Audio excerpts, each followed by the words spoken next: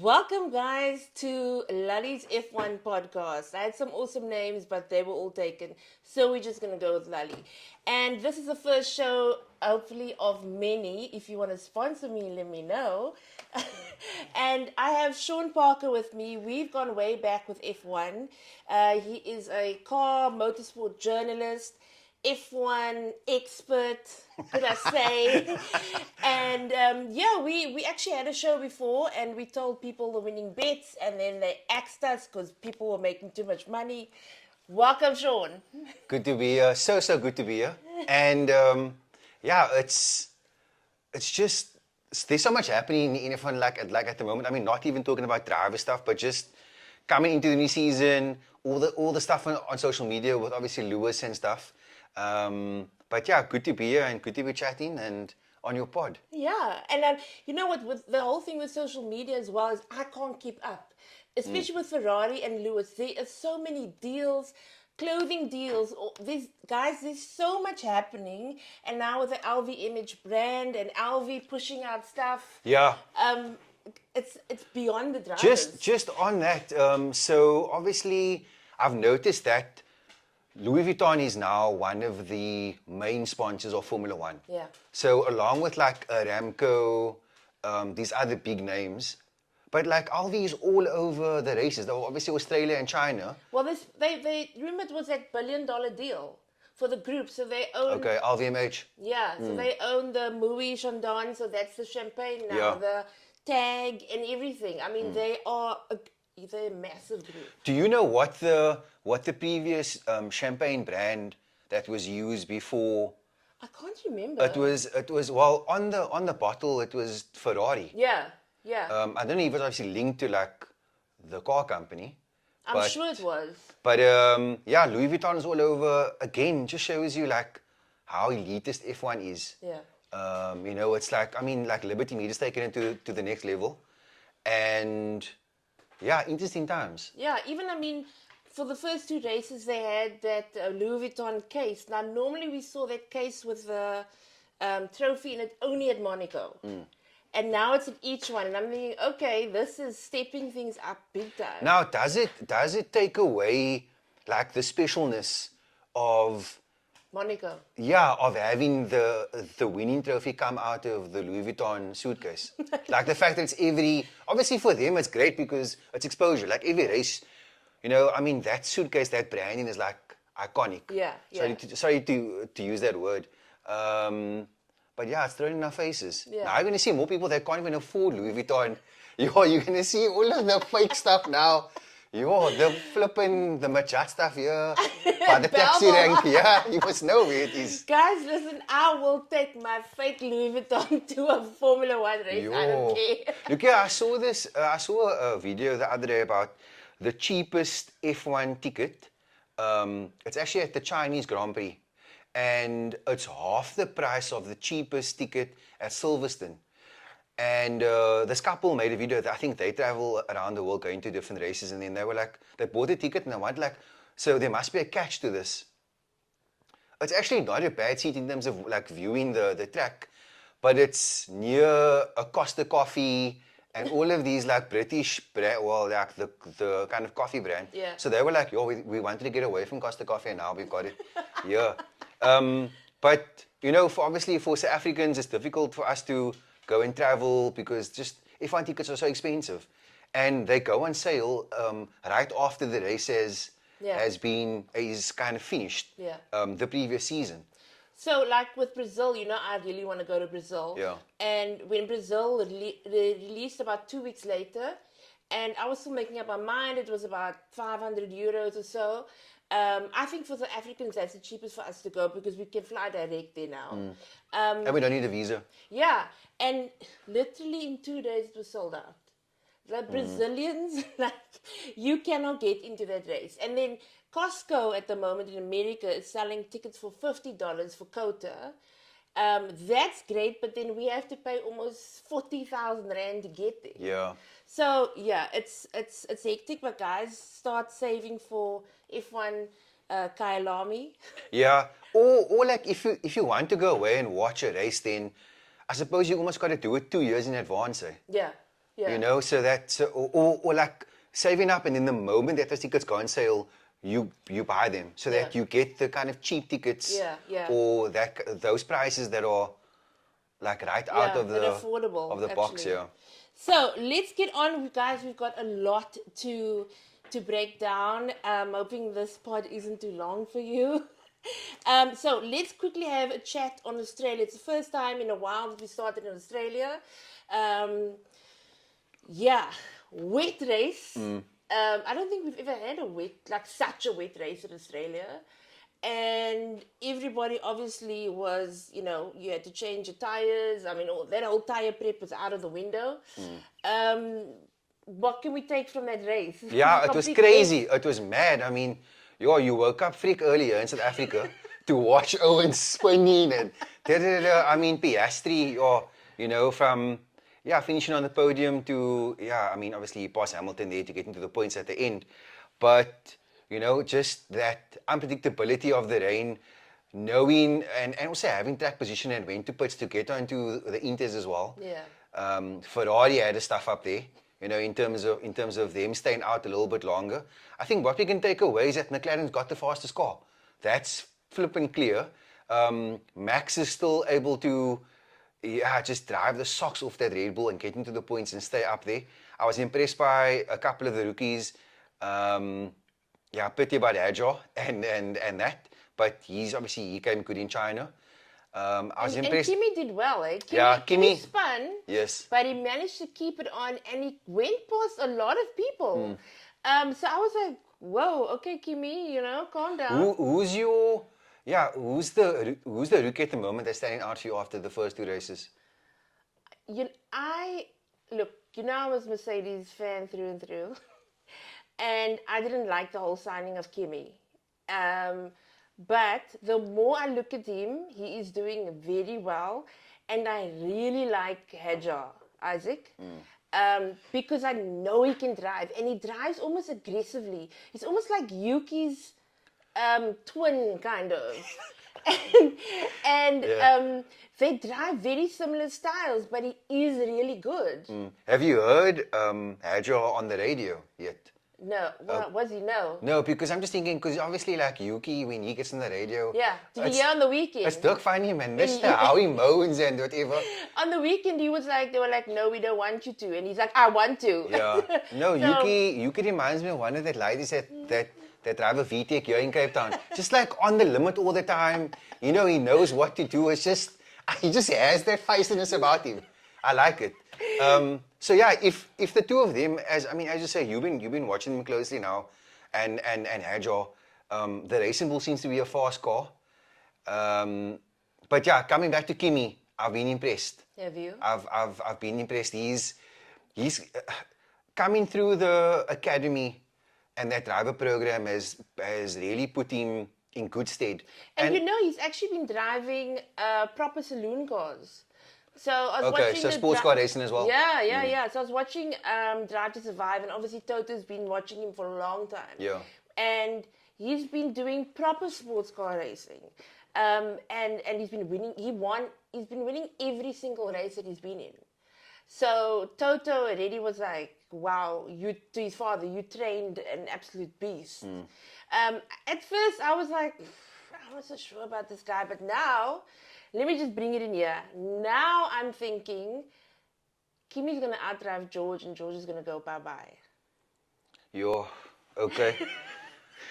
Nah, I completely disagree. I mean, look at what George has done in the first two races. What did he do? He was right place, right time.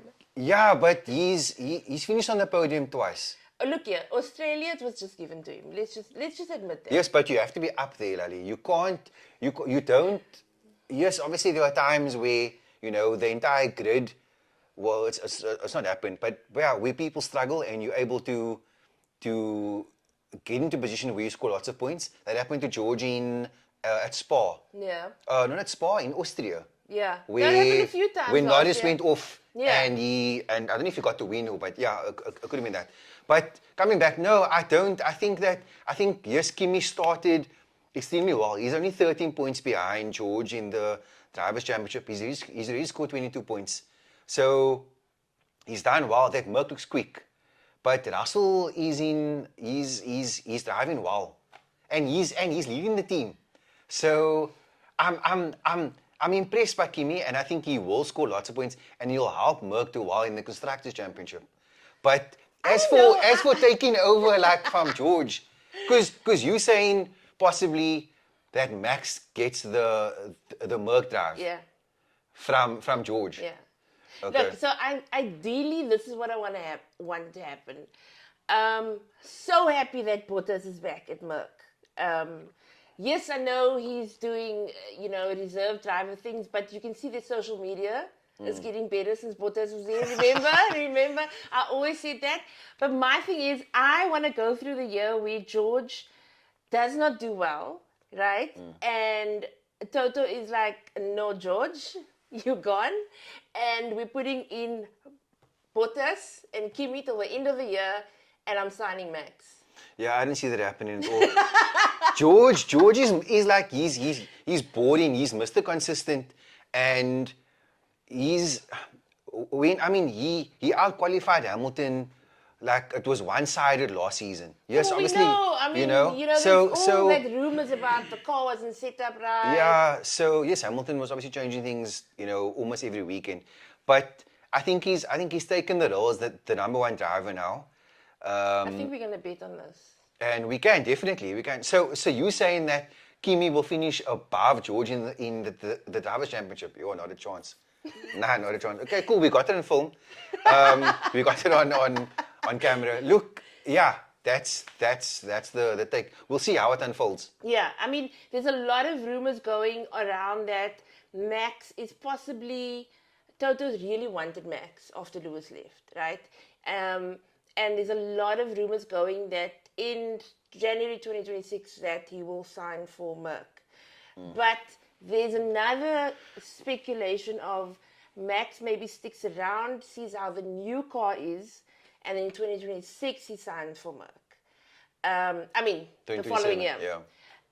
I don't know. This whole thing is pushing hard in social media with Max and Toto. And I don't know, Joss, look, the first two races, Max had to work. It wasn't easy. And Joss is getting irritated. He's been irritated since last year. Could it be that we maybe say like Joss goes and he goes, you know what, Toto, I'm prepared. I'm bringing him over. Yeah, but Max rules the roost at Red Bull. The car's set up for him. The team is all working for him. We heard that now after China. Yeah. Obviously we know how he has the car so nose heavy, and it's super sensitive, and he just knows how to tame the animal. And obviously, we'll get on to kind of Lawson and stuff. So I don't think he's going to have carte blanche if he goes to Merc. Whereas at Red Bull, he's got that. He's won the 4 championships. I know. I kind of feel like everything that's happening with Red Bull at the moment, it's like they're not on a good trajectory. Well, we never got to the bottom of what happened with Christian Horner last season. Yeah. At the start of last year. And there was a lot of stuff. And then Newey left. And then more of their team started leaving to Merc, to Ferrari. It seems like things are exploding. But at the same time, they've worked towards that goal. They dominated for 4 years. Yeah. They won a couple of Constructors' Championships. Obviously, Max winning the Drivers' Championship. So, yeah, you tick that box off and you move on to a new challenge. Like anyone in their careers. So, yeah, let's see what happens at Red Bull. There's a lot of movement, which is good. Yeah. I think in the sport. Yeah. So I think just finishing off on Australia, Ferrari Comms. Now, before I was a Ferrari fan, I used to make fun of these comms because we were on plan XYZ. Yeah. Then we had the car is wet. My seat is wet. It's the water. Jeepers. Nah, but you see, Charles, he's also super sarcastic, man. Yeah, add that to the wisdom. Yeah. They add fuel to the fire. But I think he's just so used to it now. He's like, you know what? you know what's, yeah, let's just go with it. But yeah, Ferrari Comms, I thought since last year, like near the end of the year, they were doing better because they started doing better with their strategy, all of that, and the comms sort of were okay. And then this year, the comms are just wild again. And we're only in the second race. Look, Ricciardo, Adamo, and Hamilton obviously need to get to know each other a little bit better. So we'll see that relationship, improve. I think. But yeah, all this water you must see. Yeah, it's. I think it's just something about Ferrari that they need to. You almost It's. Do you think it's maybe the Italian, like? Say, for example, you know, on the radio they speak English, so we all understand. But maybe if they said it in Italian, it would not sound that bad. Yeah, maybe there's a bit. Maybe in English it gets lost in translation a bit. Yeah. Because Lewis did start learning Italian. Yeah. I mean, he shook 1,500 people's hands. Yeah. There when he went to the factory and stuff. So, and he's learning Italian. So yeah, him and Ricciardo must start speaking Italian there. Scusi. He must start saying things like that when he doesn't understand what's clapping. Oh Lord. Okay, so I think for Ferrari Comms this year, guys, we're gonna hear a lot of it, and yeah, we're just gonna be memeing out. You know. Yeah, the memes are coming out of. In fact, there was a YouTube video about. Well, I think comms for China, and then it kicked. I mean, the thumbnail was Lewis and Leclerc. Yeah. So it tells you everything. It was classic, guys, and this is the thing. You know, maybe it gives us something to laugh about also. Yeah. So let's go on to China now. First, I think let me just bring everybody thinking about this. What is happening with Yuki? This is my take. Yuki, I always said he's a pocket rocket. We love this guy. Yeah. And he's always hot out the gates, no matter what. Even if he DNFs the second lap, he's crazy mad. But I do feel somehow he's stepped up this year. His racing, it's been so good. And I don't know if it's the car, if it's him, if it's both. But he's in the top 10 all the time. Except, okay, when they ended on China, it wasn't that great. But for the sprint, for the qualies, for all of that, he's in the top 10. Now, my personal feeling is that second seat at Red Bull is career suicide. I feel Yuki needs to stay at Racing Bulls and just sort of show honor and say like, yeah, you know, I'm doing well.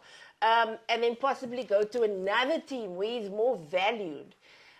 I don't know. How do you feel? Yeah, Yuki got slighted for Lawson's seat when they, you know, and Red Bull said that, you know, Lawson has all of this. He's got a good temperament. He's going to be able to handle the pressure, and he just hasn't in these first two races. So I think we can also put a little bit down to Yuki's improved performances this season. To him saying, yeah, like basically showing Red Bull and Helmut and Warner the middle finger, basically, you know, say to him, I am worthy of it. Yeah. You know, he's got the Honda backing. But could that be the problem though? Because people are saying, you know, Red Bull's moving away from Honda and all of that, and that's why initially they said last year they didn't sign him because of that Honda issue. Yeah, they did, but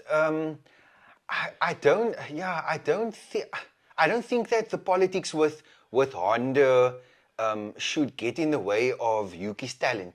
He's a super talented driver. You know, he's showing them what he can do. And so, you know, I mean, the news now broke this week about, you know, the Yuki taking Lawson's spot at Red Bull, and Lawson coming down to the Racing Bull. So we'll see when it's confirmed before Suzuka. It will be great to see him in the Red Bull at his home race. Look, it's not up to him whether he can stay at Racing Bulls. That's out of the question. Yeah. If they feel that Lawson, it seems to be that he's not cutting that he's not able to you know, do what needs to be done, then Yuki must take that spot and show us what he can do. Yeah. But now, my question is, what happened to Lawson? Remember when we were talking about it, and when he first came in, he did so well taking over from Danny that time when he had his hand issue and whatever. You know, he came in as a stand-in.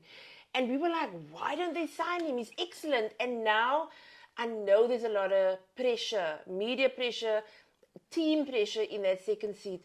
But how could he become so bad almost overnight? Look, it's a lot of it's down to the car. Yeah. Because again, we've spoken about this, how the car is so set up towards Max's driving style. So it's difficult for Lawson to wrap his head around that. And then he's also just had bad luck. Bad luck in Australia, where he crashed out. Yeah, it's look, 2 races in, or 2 kind of Grand Prix weekends in, is crazy to get the axe.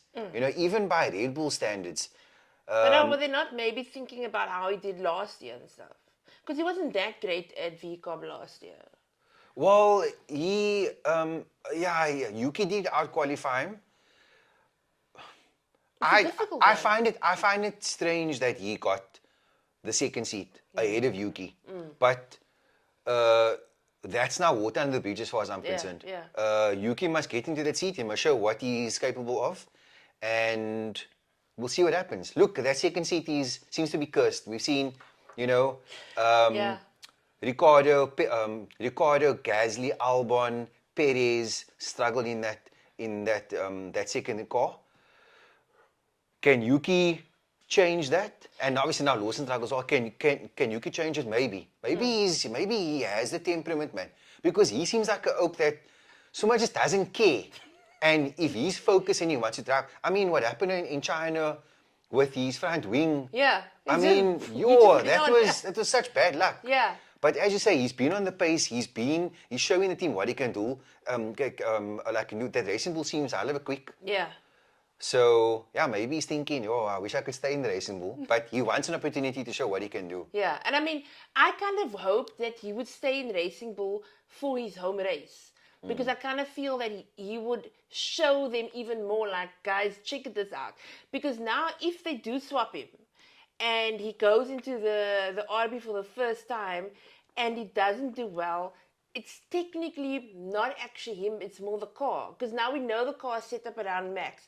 But saying that, do you think, we always speak about teams and how, your team is as strong as your slowest driver or weakest driver. Do you think they need to start thinking, okay, we're going to set up the car for driver number 2 because we cannot lose the points. They are losing points like crazy. Yeah.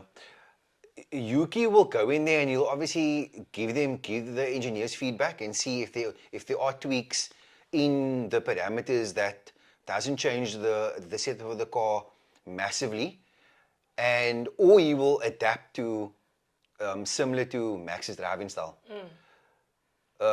Again, we're gonna have to see it when he gets into like practice. I think it's Suzuka isn't a sprint race, no? No, so we're gonna have full practice. You see, so that's also gonna help Yuki. Yeah. If he's in the RB. Yeah. For him to have 3 practice sessions, get his head around the car, just kind of get to grips with it, and then see what he can do. So, what do you think about the DSQ's disqualifications on Sunday? I mean, for Lewis, it was like that much off his plank. Then, of course, Ferrari had the issue of the underweight story, which is obviously the not pit strategy, the engineer's issue. So now people are obviously like, Ferrari let us down, But really, it's like a 1 in a million because they choose different cars. It happened to Gasly as well. They choose random cars every weekend. But one of my followers said to me, which I also noticed, last year, COTA, Circuit of Americas, Charles and Lewis were disqualified. Also a sprint race. This was also a sprint race. My follower was saying, because they're not having proper long runs in sprints and those kind of things, it could be because of that as well. Yeah, so they can't simulate a long run over sprint weekend because there just simply isn't enough time in practice. And then also, we didn't have a safety car in China. No. So that also means that they're chowing through the fuel. They're never in fuel saving mode. And that Leclerc and track was Hamilton eating were up the tires. Yeah, it's eating up the tires. So generally, what they do is, on the in lap, they'll weave off the racing line to pick up rubber, Yes. to add a couple of more, Yeah. a couple of grams to the weight. Clearly, Leclerc didn't pick up enough rubber, and yeah, I mean Hamilton's plank, it's crazy, no? Like the width is literally Yeah, of a credit of a card. credit or card, something. Yeah. nuts.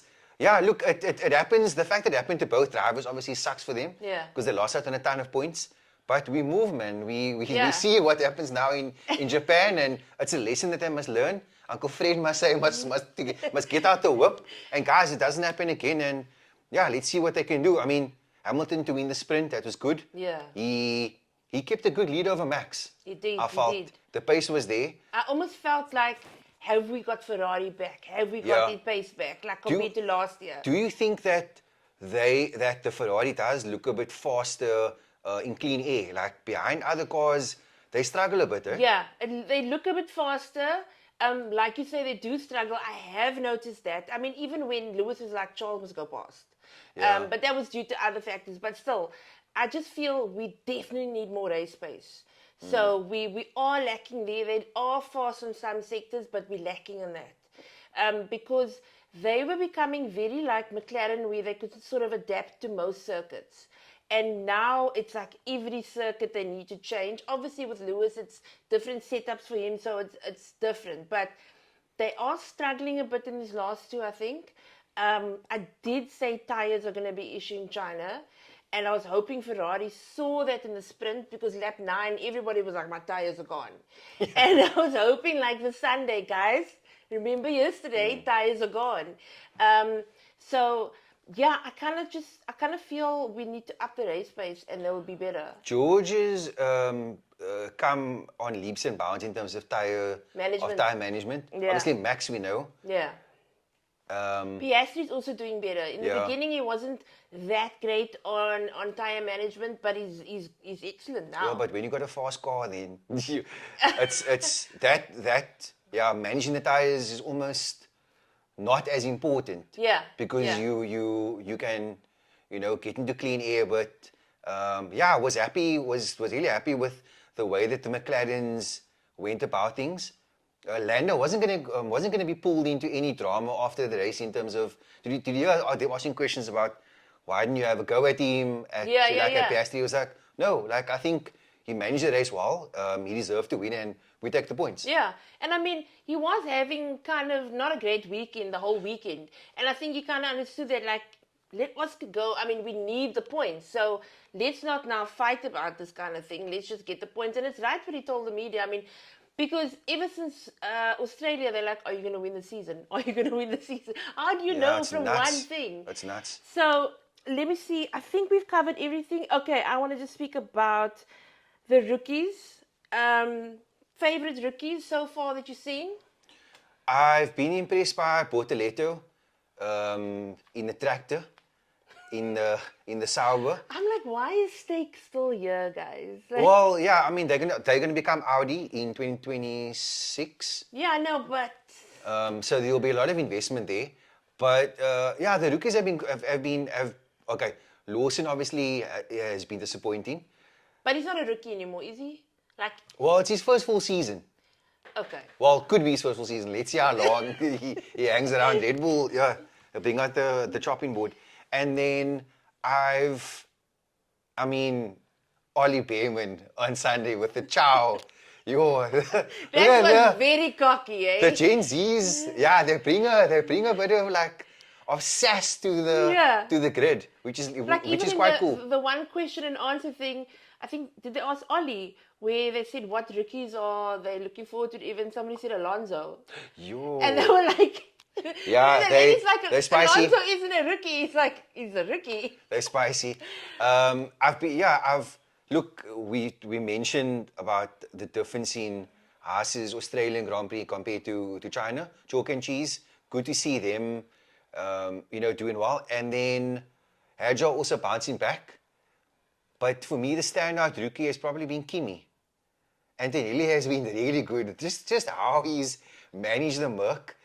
got into the points. And he's actually a very quiet rookie. Yeah. Like Ollie is like, whoa, there we go, and Hudge is like everywhere, and Ollie's just like driving that Merc, going past people, doing his thing. He goes about his business, like methodically, Almost just like an Oscar, not similar in the way they are, but Oscar was also very, very get my work done. I don't even smile when I win. Yeah. Like, it seems very similar. Now, do you think that is almost like it shows a future world champion, man? I think just having the determination, the focus, the discipline.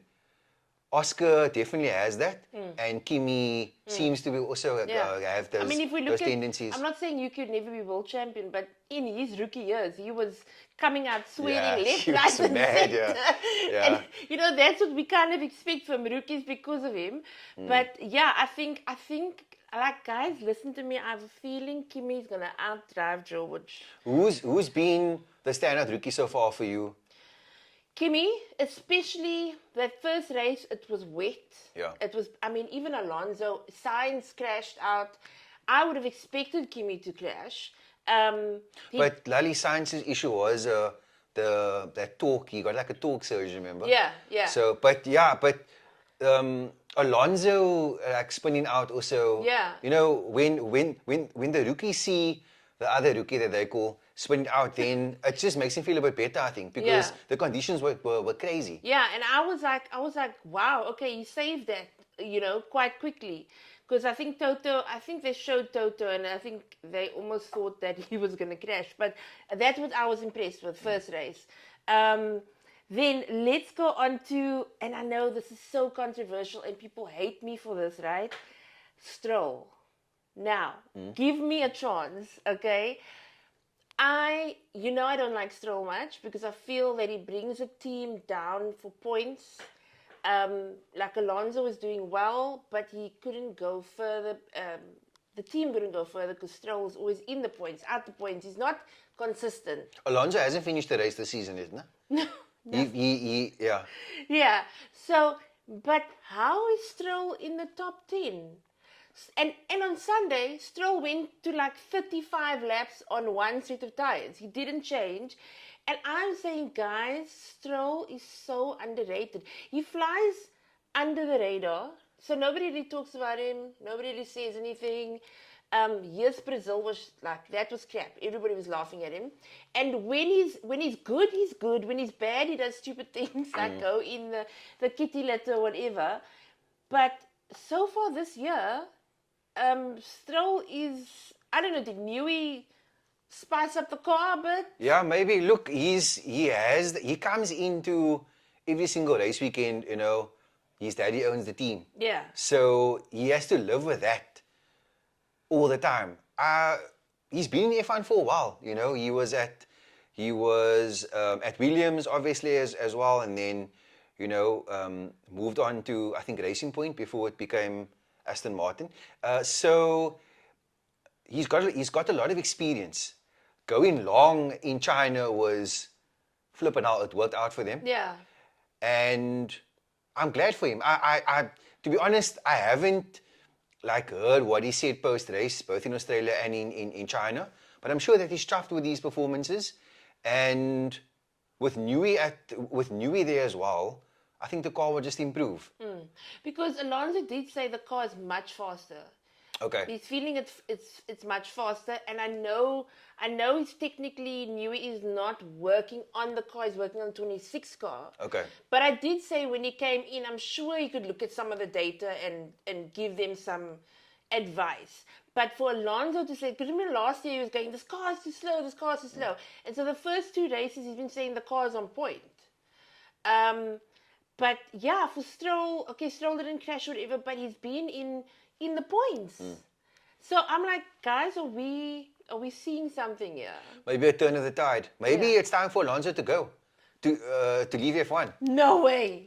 Did you just say that, Sean? I think it's his time has come up now, man.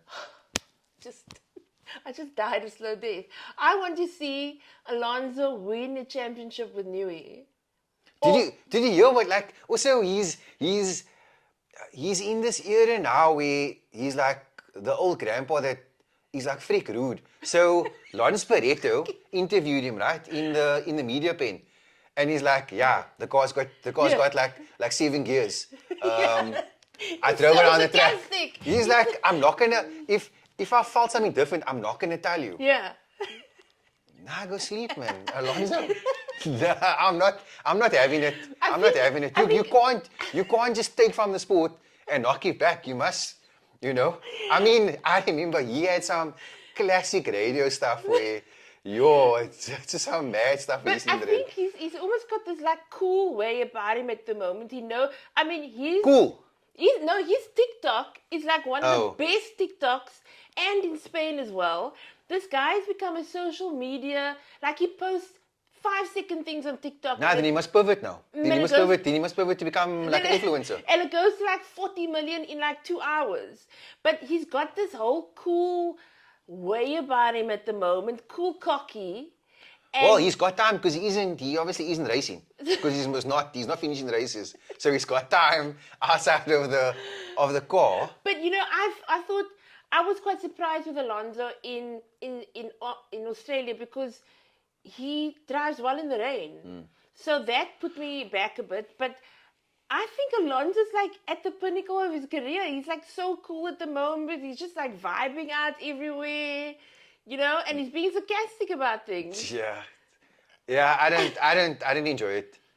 I don't enjoy it. I want him to be competitive, and yeah, obviously it was difficult for him to finish the races. But let's see what happens. Yeah. But I don't know. You must go and create content. You must literally pivot. Alonso, you must pivot, bro. Okay, so drawing to a close, guys. Japan is one of our favorite circuits, absolute favorite. Yeah. And last year, 2023, Max won, and it was Lando Oscar. And last year it was Max, Perez, and Sainz. Oh, Sergio Perez. What is he doing now? Oh, I'm watching his Instagram. He's like jet skiing and Okay, so he's living taking a break. the life. Yeah, taking a sabbatical. And so who do you think? Let's hear early prediction. Who do you think is going to win? I think the McLarens have a beast of a car. Oscar said it. He said, I like when he says he's like this thing. It's a beast. So they'll be up there. Max, you can't discount him. I mean, the car is an evolution, obviously, of last year's cars, and they did well. He's struggling a bit. I mean, where is Suzuka here? It's a lot of those corners that the Red Bull doesn't like. Yeah, but I just think Max can eke something out. And then, Ferrari are difficult to really pinpoint how they're going to do. Yeah, they used to generally do well, as in getting the points here. Also, Merc I'm not sure about Merc at the moment. It's doing well, but we've had cold races. Now we know the car drives better in cold. Yeah. So, or have they actually really sorted out the problems? So it's so difficult to tell. I also think McLaren, possibly Red Bull, and I don't know for third. I'm hoping. What like the midfield battles have been quite interesting. Yeah, Williams. Yeah, it's a pity about Sainz. I think Williams is coming to fore with James's plan. Yeah. Albon's doing well. I think they're actually doing well. Yeah. Even I watched Sainz on a video with Stanley Tucci. It's like this dinner party thing. Yeah. Where again, just like so just didn't expect him to kind of be there. But he was just talking about how it's one organization. It's just 1,500 people that come together to, put this car together. So I think he's in a different phase of his like career now.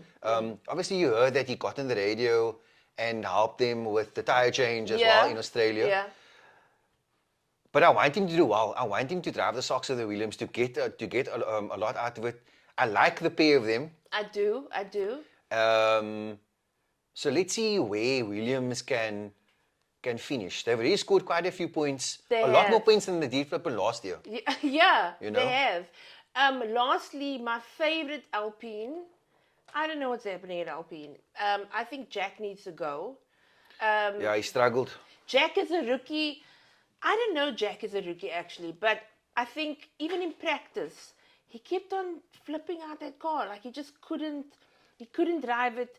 Gasly, I don't know, I think the car, there's issues with the car because we know Gasly can do better. But do you think it's time also maybe after Japan that Alpine says, I'm sorry, bro, Franco's coming in? So Because Colapinto, Franco's good, eh? yeah. So Colapinto was signed as a reserve driver, Yeah. and then the questions started coming in for Jack. Are you worried about that? Yo, look, it's unnecessary pressure. I felt. Let's see how Doohan does in Japan. Difficult track. I'm not sure if he has a lot of experience there. Whereas Lawson raced in Japan, I Yeah. think Formula 4 or something, or yeah. So, he's got a bit of experience there. Yeah, Jack must just keep it together. Just keep it on track. Yeah. That's what I said at the start of the season is like, these guys must just finish the race. They must just try and finish the race and not cause any damage to the cars and just learn. That's what must getting like laps under their belt and just learn and learn and learn. Yeah. No, he was doing silly mistakes. Like you can see the car pulls out and then he spins out too much. Like the Alonsos or even Piastri, when the car does that, they manage to save it. But for some reason, he just can't do it at all. Look, it's Formula One cars. Yes, they apparently, according to the drivers, are a lot easier to drive from like the previous iterations. But for them, still, it's taming a new car, getting used to it. It's gonna take them a while. The only thing is in F1, the costs, the mistakes are expensive. Yeah, and and Alpine Gasly had no crashes last year. He was the only F1 driver to cause his team 0. Yeah, they didn't cause a crash because obviously remember when Ocon crashed into him at Monaco. Yeah. So guys, that's the first pod. Let me know your thoughts. We spoke about a lot. This is everything that's happening at the moment and that Sean and I see constantly and message each other about. And let me know your thoughts. Drop them down below and I'll drop Sean's details for you as well. Thanks for watching and enjoy Japan. Thanks, Sean. Pleasure. Bye.